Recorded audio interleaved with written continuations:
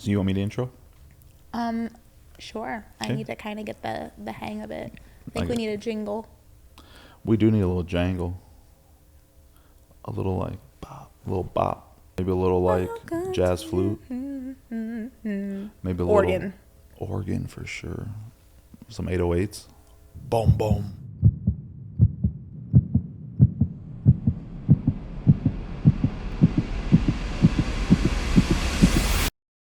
Welcome to the Hope City Heartbeat, where we keep a pulse on all things faith, family, and finances.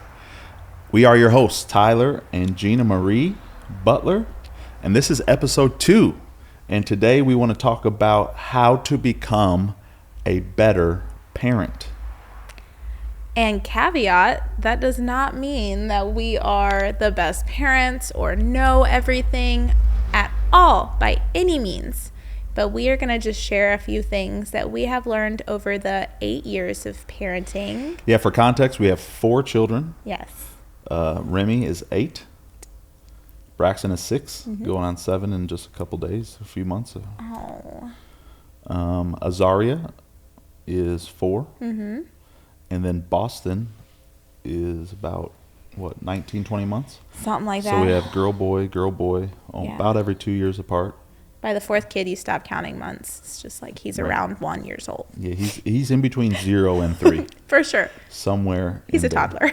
And so while we haven't been parents for, super long time, I think we do have some perspective from being parents and being parents for the last 8+ years. And we'd love to share a little bit on what we've learned. And Here's the first one. I'm just going to jump right in. Never say that you would never as a parent. talk about it. I mean, I remember when before we had kids and we were married and we'd go to a restaurant, we would look over at other people's table and be like, oh, we'll never let our kids bring tablets to the restaurant. I vividly remember us judging people hardcore. Judging. And it's like, who do these parents think they are?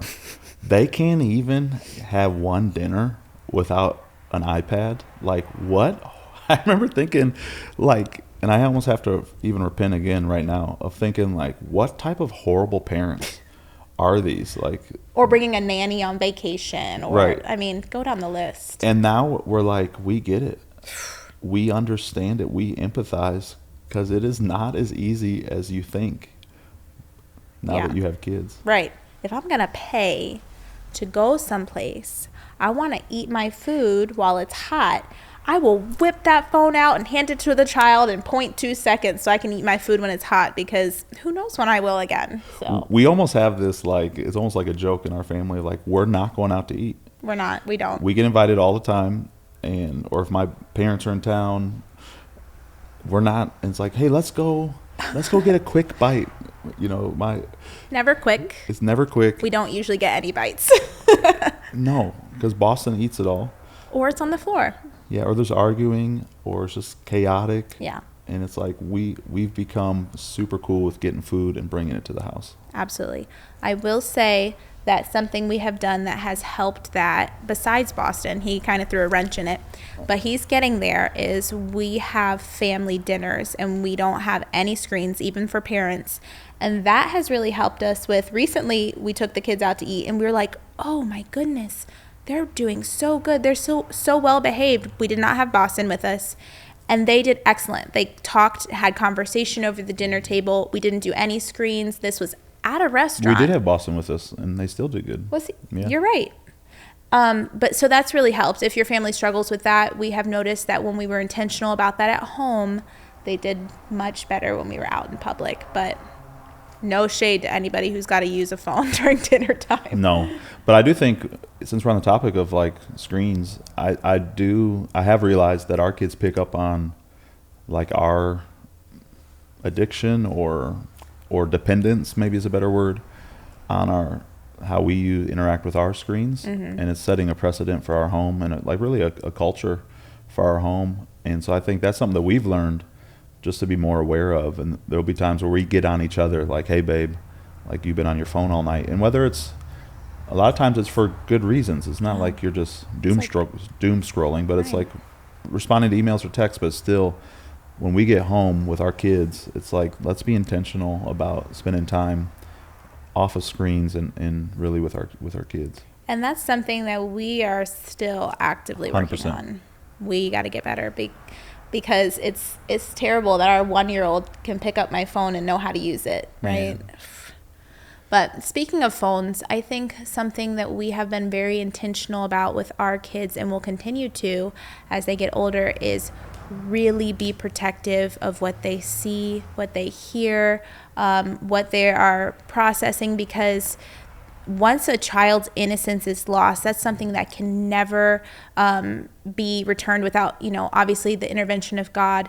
But you want to be, it's okay. I'm going to give all the moms permission. It's okay to be that crazy protective mom. Yeah. I give you permission because you are responsible for your children's well-being, for what they see, what they hear, who they're around. It's your responsibility before God, and we're going to have to give an account for everything that we allowed. And so that discernment, that Holy Spirit inside of you that's like, that's not right. I don't feel good about that. Yeah. Even if it's like, I want to go to so-and-so's house, or I want to do this. I mean, I'm going to just take an L and be like, no, you can tell them mom said no. And I'm okay with that, because if I don't feel 100% about it, I'm just not going to do it. Yeah. And I would say that it's true for both parents, but even like from my perspective as a dad, it is my responsibility to shepherd my home, to protect my children, and really to protect their innocence. And that's so true, that like you never get your innocence back outside of God restoring it, like you said, but you don't get that back. And my job is to push off, things in my kid's life that maybe other kids are being exposed to at 8. I don't want, I want my kids to be exposed to that either when they're an adult, or push it back as far as possible. If that's 12, that's great. If that's 14, that's great. And you can't go wrong by that. I think this brings up a great point when it comes to how to become a better parent. And once again, by no means do we have this whole thing figured out. It'd be absolutely ridiculous for us to be here 8 years in and try to tell the whole world here that we know everything about parenting. We don't, but we do have our perspective. And I think something that's really important, that's really helped me, is to remember our job is not to be our kids' best friend. Not in this season. Our job is to be their parent. And I see a lot of parents who are trying to be their kids' best friends. Now, when your kids are grown, and when our kids are in their 20s and 30s and have their own families, like that's different. Then there's the relationship kind of evolves into more of a friendship, mentorship. But when they're young, your job is not to be their best friends. And I think you go wrong. I think and you do a disservice to your children and to you when you try to be best friends with your 8-year-old. Because then every decision is filtered through, is this going to hurt our friendship? Instead of, is this the best way to parent them? Right. And the level of how you do that, if you decide you're going to be the parent instead of the best friend, then you will probably raise somebody who you will want to be best friends with one day. Right. Versus if you decide to be best friends, then they will probably grow up to be somebody who you don't in fact want to be best friends with one day. And so it's making that investment into them now. And so my kids are like, Mom, that you're mean. I'm like, okay. And not letting your feelings get hurt by your kids. Because let me tell you, my 1-year-old is a bully. He is a mom bully, literally, right? Yeah, last night. Last night, he literally, like, Gino, just to be honest, Gino's like on the brink of a breakdown because so mean to me all day. And so I get home and he's literally just like waddles up to her. Now remember, he's like 20 months old with a little belly on him. He just waddles up to Gina on the floor and just sticks his belly right in her face and just kind of bumps her with his belly. And she's like about on the verge of tears. Get away from me with that little pot belly. And he's doing it just to upset you. But it's just an example. Kids know how to push your buttons, and we're not perfect. Obviously, we all have to take, some moments. I just need 5 minutes. I need to go to the garage and hear peace and quiet where I don't hear anybody screaming for a couple minutes. But I think that it takes teamwork. It takes the grace of God. Absolutely. It is hard. Parenting the right way is not for the faint-hearted. There's no real manual for how to parent each child. And that kind of brings me to the next topic of every one of your children is different. Right. There's different callings on their life. There's different gifts and talents that God's placed on the inside of them. And I think to be able to parent all of them the exact same way is a disservice because they're all individuals. So this consequence might work for this child, but it surely doesn't work for this child. One of our kids loves sugar. And if I say no sugar is your consequence, it's going to be like the world is coming to an end. But the other one literally could care less. They like eating healthy and it doesn't matter, but you say no screen time or it has to sit in timeout or something like that, then that is what matters to them. So I think everybody has to be parented individually, which can be exhausting for parents when you have multiples. Yeah, and I think what we've learned with having obviously 4 is you have to take time to parent them one-on-one still, even when there's 4 of them.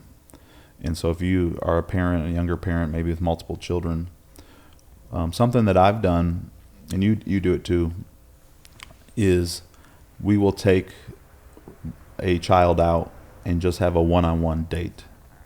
So I did this last Saturday. I took our oldest out on a daddy-daughter date. And I think especially daddy-daughter dates are so important for a number of reasons. It gives me an opportunity to really check in on in this example, on her. And I had pre-written a series of questions. I didn't know that. And they're, nothing crazy, but just what's your favorite color? And a lot of them I already knew, but sometimes, their answers will change from week to week, from day to day. What do you want to be when you grow up? What's God speaking to you recently? What are you really interested in right now? What kind of gets on your nerves in this season? And I'd ask it in a more age appropriate way. And then I literally just took notes in my phone of their answers. And I think Remy felt so loved and appreciated. And I've done that with Braxton. And then back to the daddy-daughter date, I think it's so important because it's also teaching my daughter how she's supposed to be treated when she gets to the age of beginning to date men. When she's 30. When she's, unless we're like broke, and then it might be a little earlier than that. We're ready for you to move on. But she's learning, this is how a godly man treats somebody. And so I think taking those moments to go on one-on-one, you do that with the boys, and I do it with the boys too. But I think it's something powerful about me taking the girls out, you taking our sons out, spending that one-on-one time.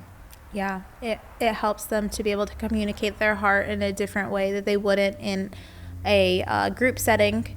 We see a lot of differences when you take them out one-on-one versus a group. And I think it's really important if you're married to show affection to your spouse in front of the kids, that they see that they hear and are included in family conversations. They see honesty, they see realness. For our family, it's important for our kids to see our relationship with Jesus at home, that it's not just this is a church kind of a thing. And I think that's where a lot of kids, or even pastors' kids, have strayed from God, is because they saw one thing at church or in front of church people and another thing at home. It's sharing the love of Jesus in your relationship with God all the time, not just on a Sunday. And to keep your character the same is so important.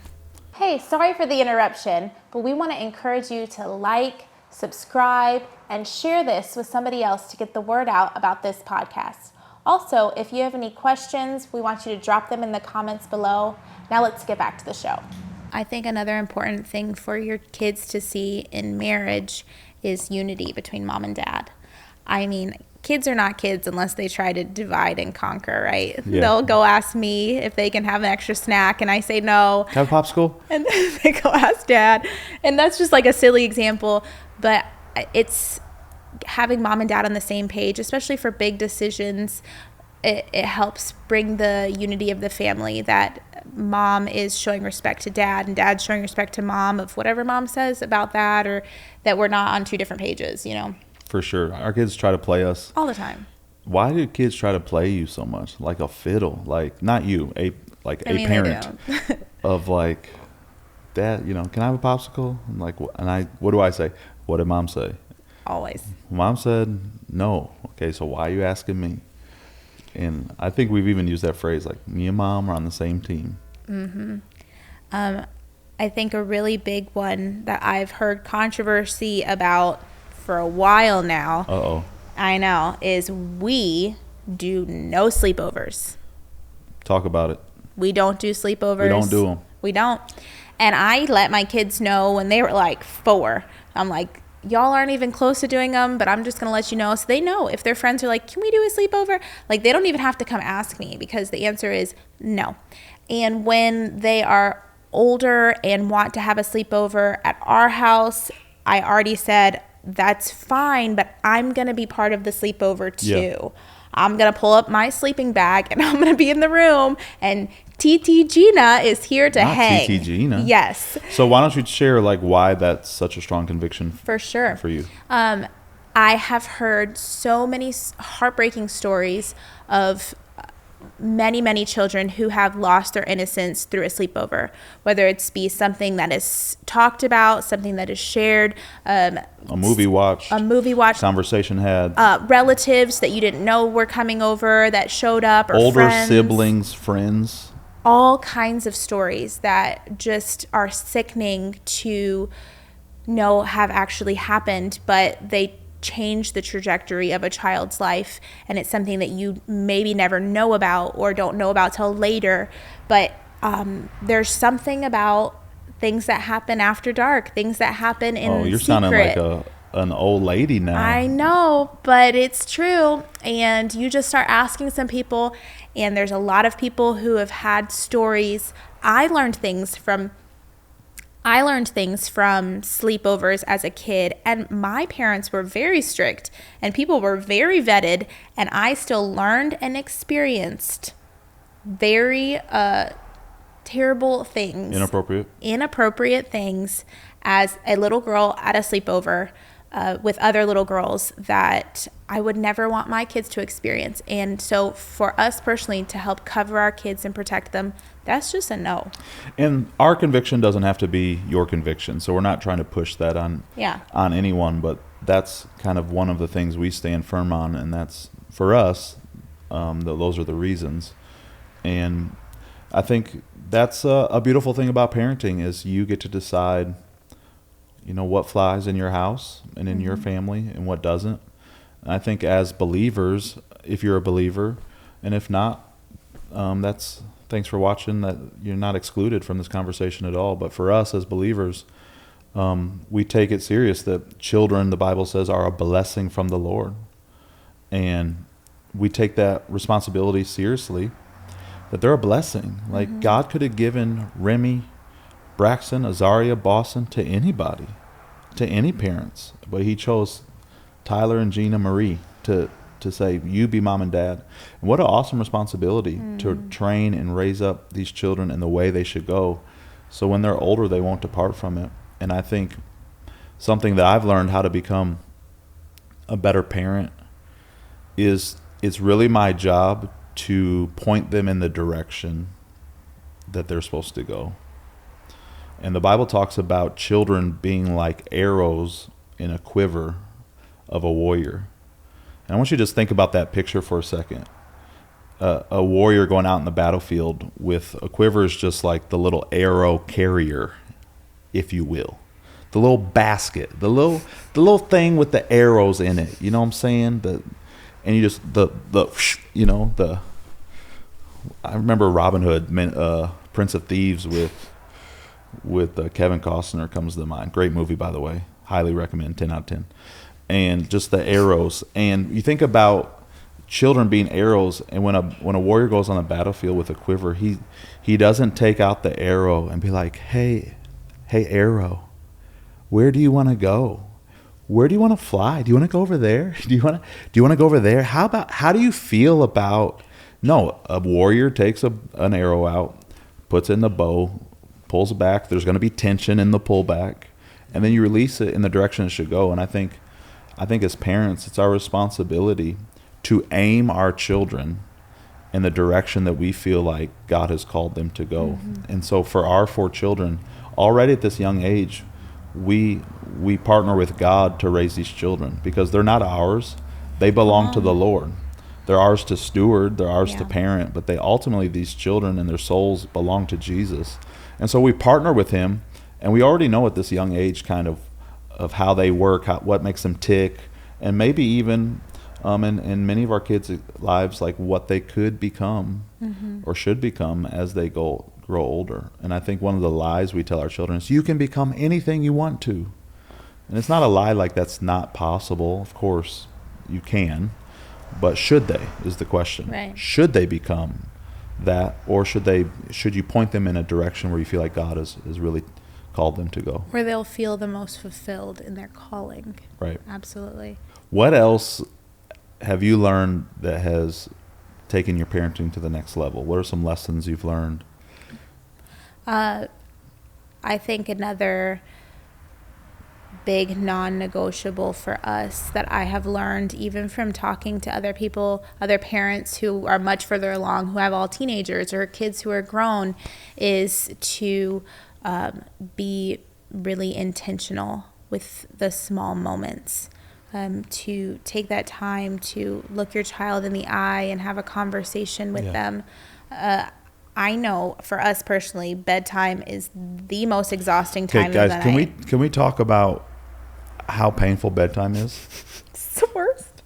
Bedtime. I need healing. I love my children, but bedtime is my least favorite time of the year. It's the worst. Of the day. It takes 27 hours to put our kids to bed. Like, if you think you're tired, there is no level of tired. Like, let's talk about tired. Let's talk about things that are easier than putting our kids to bed. Running a marathon. Losing 100 pounds. Yeah. Winning World War III. This is so extreme. But anyways, because we have 4 kids, they all require so much. But we have learned Mom, will you lay down with me? I'm hungry. I gotta go potty. Like, why do they get hungry and thirsty at bedtime? All of a sudden, everybody has to go potty. I bought Azaria, our 4-year-old, a refrigerator for her room. It's like this big. It's a little Barbie one. Super. If it's like 6. Because she's always thirsty. She's always thirsty. Thirsty. So rather than walking downstairs and doing the whole deal, which then somehow they leverage that into, like, have you noticed they get out of their room because they're hungry or thirsty, but then it turns into like 17 more things. Of course. It's like, oh, but I want to cuddle. I didn't really get to cuddle. Where's my blankie? I know. It's like. So sorry, guys, but bedtime, like, we're still not healed. There's still a lot of trauma. There is. From so I feel like bedtime takes hours. It does. And then with the white noise sound machine and the dark room, by the time we come out, like, actually we fall asleep in there a lot because it's just, it's so much. But then you will always have that one kid that waited up for you to come in their room, who, like, you come out all groggy, like my hair is up on one side. I'm like, is it okay? Did I put her to sleep? And then there's one kid that's like, I'm still awake waiting for you. And you're like, oh, okay. Got to start over. I don't even remember where I was going with this. I think that what's important is that we can't allow, as a parent, you can't allow the frustrations of your day, of your life, even of your interactions with your other children, to be projected onto the other children. And I think that's something that I'm continuing to try to be intentional about. Is we both have very busy, full, oftentimes stressful lives, responsibilities, and to not bring that home. Yeah. My parents, of course, were not perfect, because no parents are perfect, but my parents did a great job, I believe, in not bringing the stresses of work home to their children and projecting on their children. Because here's the truth, y'all. Your children can feel it. They might be 6 and 4 and 8, but they can feel if mom and dad are stressed? Is there tension in the home?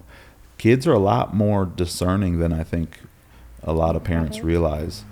And so how you can become a better parent is to not project your frustrations, your stresses, although they're very real and very palatable.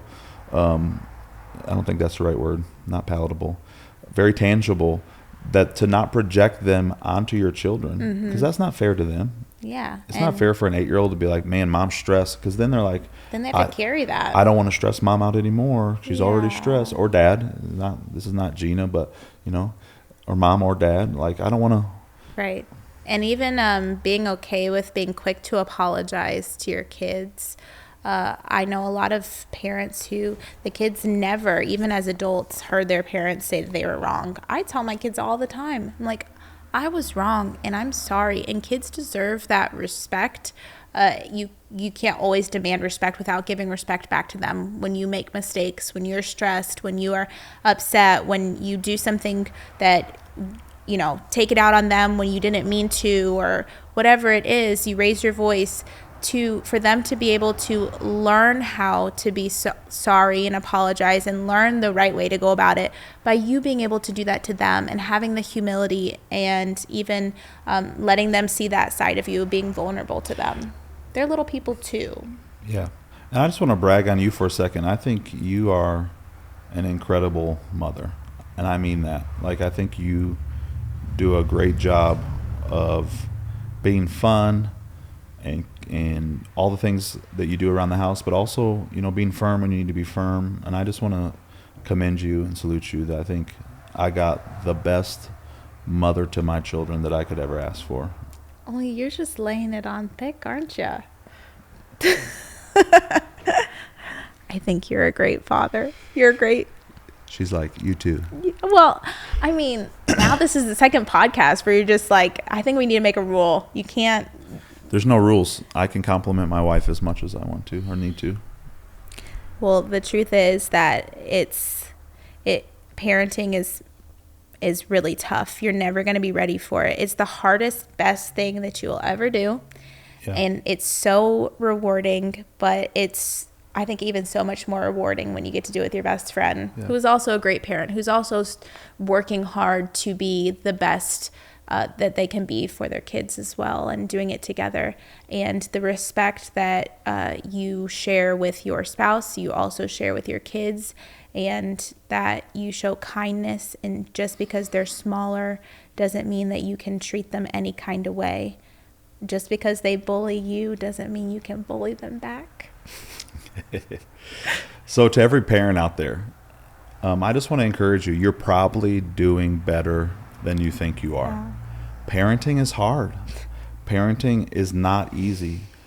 It's a big weight of responsibility, but it's the best responsibility, I think, or one of the best in the entire world. But I just want to encourage you. You're doing better than you think you are.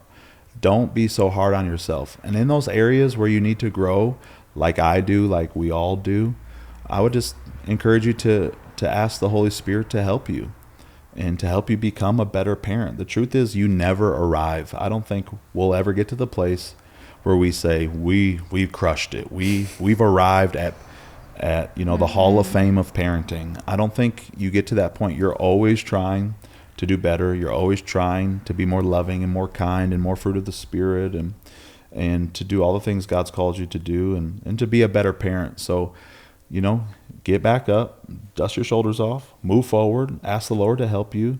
And I think you're doing better than you think you are. And to always remember that our kids are not our own. You said this at the beginning. Yeah. That posture of, because it's really easy to feel guilty. I didn't do this enough. I wasn't this enough. I didn't. And to continue to surrender that part of yourself. My kids are not my own. I'm stewarding them. God, help me to have your fruits. Help me to be a better parent. Help me to steward your kids to the best of my ability. And to take that pressure off of you that this is your thing when it's really his thing. That's great. Thanks. You're a great parent. You're a great parent. Thank you for watching, and we will catch you on the next episode of the Hope City Heartbeat. We'll see you real soon.